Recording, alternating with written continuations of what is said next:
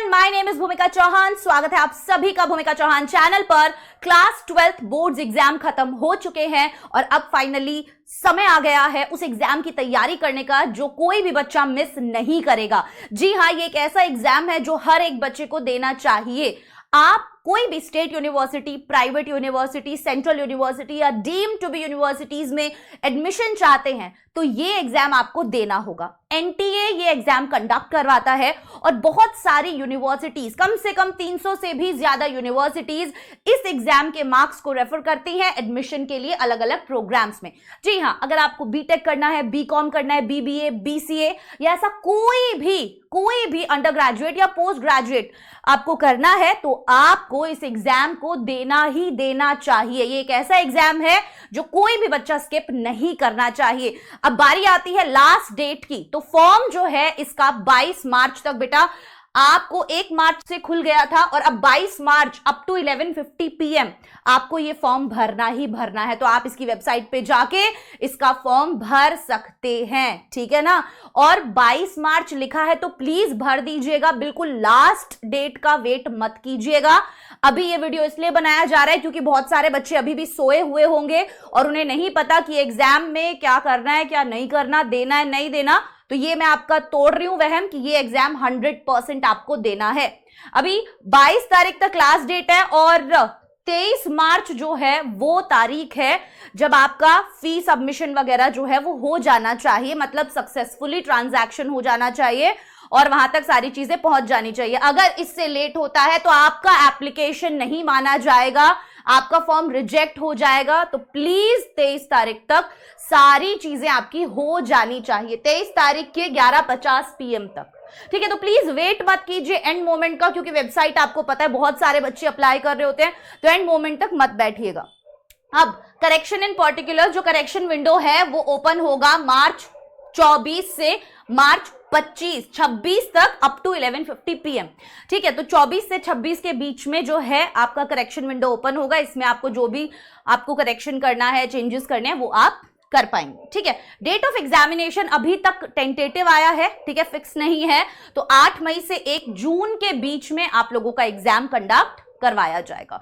तो अभी सबसे पहला काम ये करना है, जिन भी बच्चों ने फॉर्म नहीं भरा है प्लीज जाके फॉर्म भर दो आज की आज, ठीक है। प्लीज 22 मार्च तक का वेट मत करो। उसके बाद अगर मैं बात करूं कि सब्जेक्ट्स की, तो CUET के अंदर जो फीस बच्चों से ली जाती है वो किस तरीके से ली जाती है। तो जो जनरल के बच्चे हैं उनसे अप टू 3 सब्जेक्ट्स तक 1000 रुपीज लिया जाता है और उससे ज्यादा जो है आपको पैसे देने पड़ेंगे 400 रुपए हर एक सब्जेक्ट के, ठीक है। तो 5 मैक्सिमम जो है टेस्ट आप दे सकते हैं इसके अंदर, 5 सब्जेक्ट्स आप चूज कर सकते हैं इसके अंदर। ओबीसी वालों को 900 देना होता है और उसके बाद अगर आप कोई एडिशनल सब्जेक्ट करते हैं तो 375 और देना होता है। SC ST PWD PWBD third gender in सभी को 800 प्लस अगर कोई एक एक्स्ट्रा सब्जेक्ट आप लगाते हैं तो 350। उसके बाद सेंटर्स आउटसाइड इंडिया जो है उनके लिए 4500 plus 1800 for each additional subject, ठीक है। अब 3 ही सब्जेक्ट चुन लेते हैं, ऐसी गलती मत करना, ठीक है, क्योंकि बहुत सी बार क्या होता है इसके अंदर अगर आप किसी भी प्रोग्राम के लिए एनरोल करना चाहते हैं तो आपके सब्जेक्ट कॉम्बिनेशंस बहुत ज्यादा मैटर करते हैं, ठीक है ना। अलग अलग यूनिवर्सिटीज के अंदर किसी भी एक प्रोग्राम में जाने के लिए, किसी भी एक UG PG प्रोग्राम में जाने के लिए आपको कुछ पर्टिकुलर सब्जेक्ट कॉम्बिनेशंस की जरूरत होती है। तो ऐसा नहीं होना चाहिए कि आपने 3 ही सब्जेक्ट लिए जिससे आप कट ऑफ तक भी नहीं पहुंच पा रहे या वो सब्जेक्ट कॉम्बिनेशंस आपके अलाउ नहीं कर रहे उस प्रोग्राम में एंट्री लेने के लिए, ठीक है। तो कम से कम आप सोच लो कि भाई मुझे 5 तो लेने ही लेने हैं, ठीक है। ले लो 5 सब्जेक्ट्स, एक बार के लिए फायदा आपका ही होगा, ठीक है ना।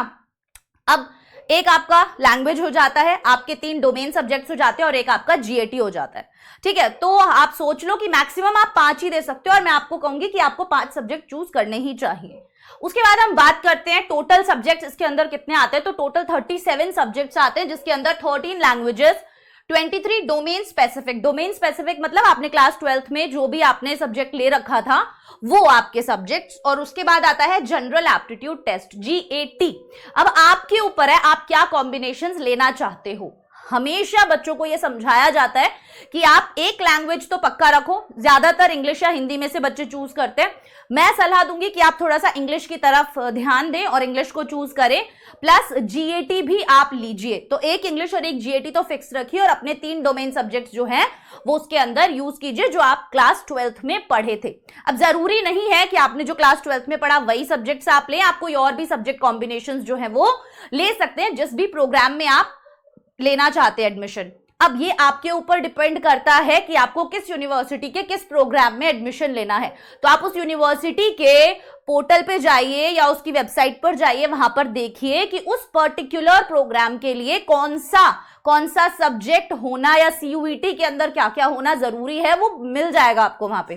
ठीक है, क्या क्या सब्जेक्ट कॉम्बिनेशंस होने जरूरी है, प्लीज उन्हें आप जरूर लीजिएगा। ठीक है, तो अपने जो ऑप्शंस हैं वो हमेशा आपको ओपन रखने हैं। ऐसा ना हो क्योंकि आपने कम सब्जेक्ट्स चूज किए तो आप किसी एक प्रोग्राम में जाना चाहते थे और फिर वहां पर उस यूनिवर्सिटी में एडमिशन नहीं मिल रहा। जैसे बहुत सी जगह इंग्लिश जो होता है वो कंपलसरी होता है, ठीक है, बहुत सी बार मैथ्स जो होता है वो कंपलसरी होता है। अगर आप वो नहीं लोगे तो थोड़ी दिक्कत हो सकती है। Getting my point?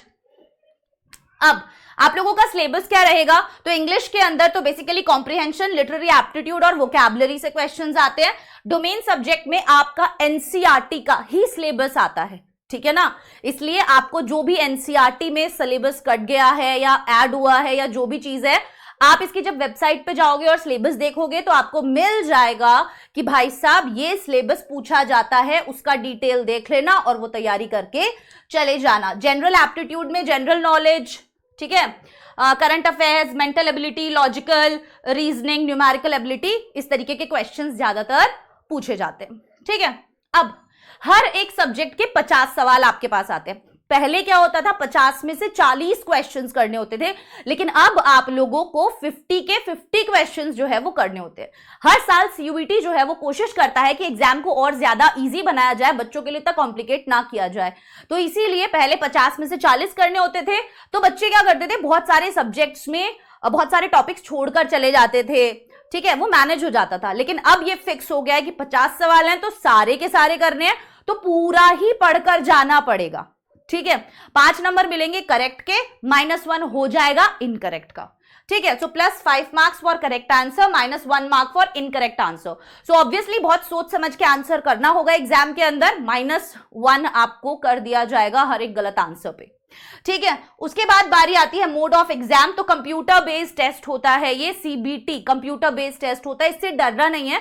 आप जब वहां पे सेंटर्स पर जाते हैं तो वहां पर जो भी लोग होते हैं वो सब आपकी पूरे तरीके से हेल्प करते हैं कि कैसे आपको इस तरीके का एग्जाम देना होता है। और ये बहुत ही इजी होता है, इसमें कुछ ऐसा रॉकेट साइंस नहीं होता जिससे आप पे डरने की जरूरत है। ठीक है, टोटल क्वेश्चंस पर सब्जेक्ट जो है वो 50 पूछे जाते हैं।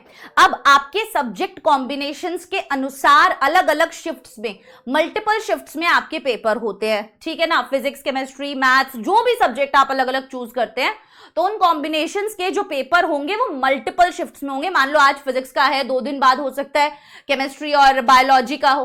इस तरीके से आपके पेपर्स जो है वो मल्टीपल शिफ्ट्स में होंगे आपके सब्जेक्ट कॉम्बिनेशंस के अनुसार, प्लस नंबर ऑफ सब्जेक्ट्स आपने जो चूज किए हैं उनके अनुसार। ठीक है, तो 50-50 क्वेश्चंस जो है पर सब्जेक्ट आपको पूछे जाएंगे।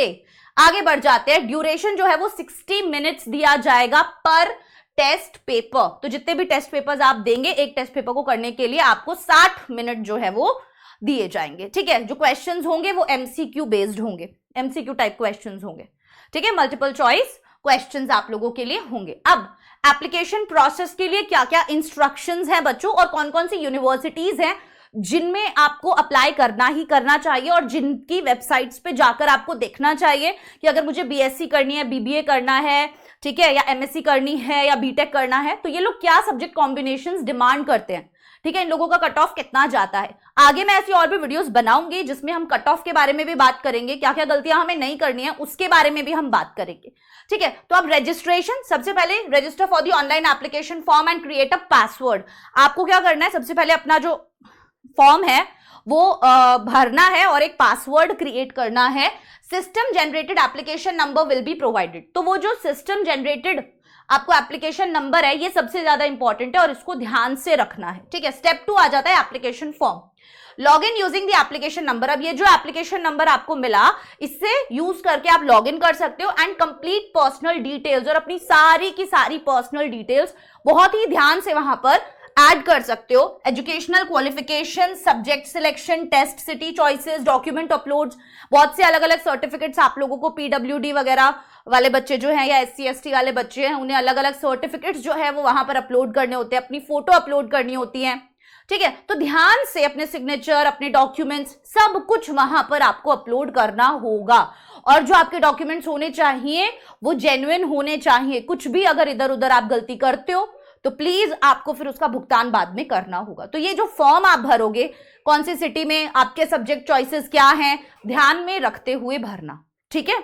उसके बाद अगर हम बात करें फी पेमेंट की, तो एग्जामिनेशन फी जो है वो ऑनलाइन ही भरी जाएगी, net banking, credit, debit card या UPI के थ्रू। Processing charges and GST are additional. तो जो प्रोसेसिंग चार्जेस होंगे या जो GST होगी वो एडिशनल होगा, ठीक है। उसके बाद कंफर्मेशन पेज आता है, उस कंफर्मेशन पेज को जब पेमेंट सक्सेसफुल हो जाएगा ना, तो वो आपको डाउनलोड करना है, वो जरूरी होगा आप जब एग्जाम देने जाओगे, ठीक है ना।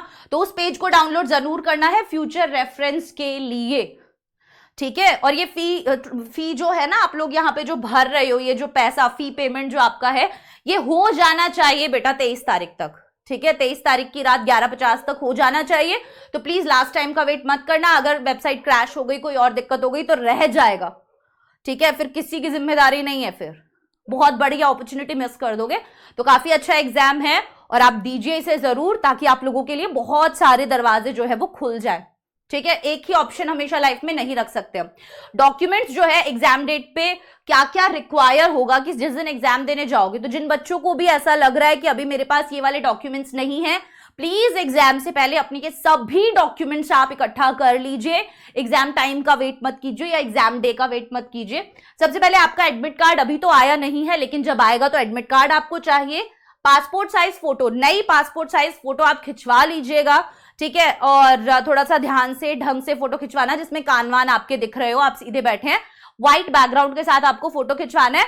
और जब आप एग्जाम सेंटर पर जाओगे तो वहां पर भी फोटो लेके जाना होता है, ठीक है। ऑथराइज्ड फोटो आईडी, अब आपको अपनी authorised photo ID as an Aadhaar card, PAN card जैसी चीजें लेके जानी होंगी। उसके बाद PWD, PWBD जैसे सर्टिफिकेट अगर आपके पास है और अगर आप इनसे बिलोंग करते हैं तो आपको ये वाले सर्टिफिकेट भी साथ ले जाने होंगे। अगर आपके पास ये नहीं है, बनवा लीजिए, जो भी प्रोसेस है कर लीजिए एग्जाम डे से पहले, ताकि एग्जाम टाइम पर ये वाले बेकार के उल्टे सुल्टे जो प्रेशर हैं आपके ऊपर ना आए। ट्रांसपेरेंट बॉल पॉइंट पेन, और पेन जो है भाई सब अपने ढंग का लेके जाना, ठीक है, पेपर देने के लिए। अब बहुत सारी चीजें हैं जो आप एग्जाम सेंटर पे नहीं लेके जा सकते, उनके बारे में भी हम बात करेंगे, लेकिन अभी ये चीजें इंपॉर्टेंट है, एग्जाम से पहले की तैयारी है ये, ठीक है। प्रोहिबिटेड आइटम्स मैंने यहां पर लिख दी है कि कोई भी ऐसी चीज जैसे कैलकुलेटर हो गया, पेन हो गया, स्केल हो गया, इरेजर हो गया, पेन ड्राइव्स हो गई, कुछ नहीं लेके जाना है, ठीक है। सिर्फ एक नॉर्मल सा अपना बॉल पेन लेके, स्लीपर्स पहन के, पजामा टी शर्ट पहन के वहां पर चले जाना। कोई कड़ा, अंगूठी, मेटल की चीज, ऐसी चीजें मत लेके जाना, ठीक है। गर्ल्स किसी भी तरीके की जो ज्वेलरी है आप प्लीज मत लेके जाइएगा। क्लियर हो गई ये बात, ठीक है। Communication device, mobile phones, Bluetooth, earphones जैसी चीजें भी आप नहीं लेकर जा सकते। तो ऐसी कोई भी गलती या ऐसी कोई भी प्लानिंग मत कीजिएगा, अपना फ्यूचर आप खराब कर लेंगे, ठीक है। तो ये कुछ चीजें हैं, बेल्ट वगैरह भी नहीं लगा के जा सकते आप, ठीक है। वाटर बॉटल हो गया, कैप हो गया, ऐसी चीजें आप नहीं लेके जा सकते। चलिए, अब अगर ऐसी कोई भी चीज आपके पास पाई जाती है तो आपके लिए फिर आप सोच सकते हो कि बहुत सारी प्रॉब्लम्स जो है वो क्रिएट हो सकती है, ठीक है। आप स्लीपर्स, सैंडल्स पहन सकते हो, लो हील वाली। और ड्रेस कोड जो होगा, है ना, वो आपको बता दिया है कि सिंपल आप पजामा टी शर्ट पहन के जाओ, कोई भी ऐसी वैसी चीजें मत पहन के जाओ जिसमें दिक्कत आ सके, क्योंकि फिर उस समय पे क्या होता है, बहुत ज्यादा टेंशन में आ जाते हैं बच्चे कि ये हम अलाउड नहीं करेंगे, ये हम अलाउड नहीं करेंगे, नहीं ऐसे नहीं जा सकते।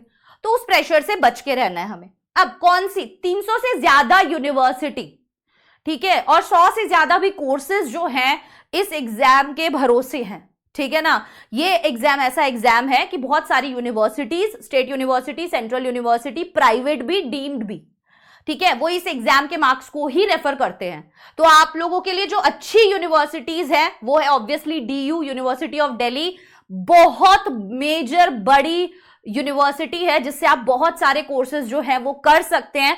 तो प्लीज मेक श्योर कि इन सभी यूनिवर्सिटीज में अगर आपको एडमिशन चाहिए तो CUET का एग्जाम आप जरूर दें।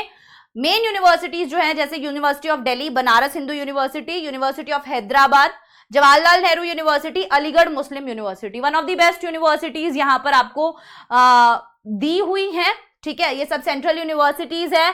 जैसे कुछ और है, Jamia Millia Islamia, university of Allahabad Gujarat, Assam university, Bengaluru central university, और भी बहुत सारी हैं जैसे BHU बताया, तेजपुर बताया आपको, Indira Gandhi national open universities, Kashi Vidyapeeth, Mahatma Gandhi university Kerala, doctor Hari Singh Gour university और सेंट्रल यूनिवर्सिटी ऑफ जम्मू। ये बहुत ही अच्छी यूनिवर्सिटीज हैं जिनके बारे में मैंने यहां पर लिखा है। इनके लिए आप जरूर देखिएगा, अगर इनमें एडमिशन चाहिए तो इनका कट ऑफ क्या जा रहा है, जिस भी प्रोग्राम में चाहिए उसके लिए सब्जेक्ट कॉम्बिनेशंस क्या चाहिए, और प्लीज उन सब्जेक्ट कॉम्बिनेशंस को ही चूज कीजिएगा। अभी एक बार के लिए ये मत सोचिएगा कि मैं एक एक्स्ट्रा सब्जेक्ट ले रहा हूं तो मेरे 400 रुपए और लग रहे हैं। एक बार के लिए मत सोचिएगा, जैसे तैसे करके प्लीज अपने सब्जेक्ट कॉम्बिनेशंस अच्छे से चुन लेना, ताकि आप जो कट ऑफ है वो मतलब कट ऑफ तक आप पहुंच जाएं और आपको एडमिशन मिल जाए। बहुत सी बार बच्चे सिर्फ इसीलिए रह जाते हैं क्योंकि उनके सब्जेक्ट कॉम्बिनेशंस ठीक नहीं होते जो सब्जेक्ट उन्होंने चुने हैं। तो अपने डोमेन सब्जेक्ट चुन लो, जो 12वीं में पढ़े थे वो 3 मेन सब्जेक्ट चुन लो, एक लैंग्वेज चुन लो जिसके अंदर इंग्लिश, और एक GAT चुन लो। तो मैं ये बोलती हूँ कि ये परफेक्ट होता है। मैक्सिमम 5 आप दे सकते हो तो 5 के 5 आप दो। ठीक है, तो ये बात हो गई CUET एग्जाम की। कोई भी अगर एक्स्ट्रा जानकारी आप लोगों को चाहिए वो आप कमेंट सेक्शन में मुझसे पूछ सकते हो।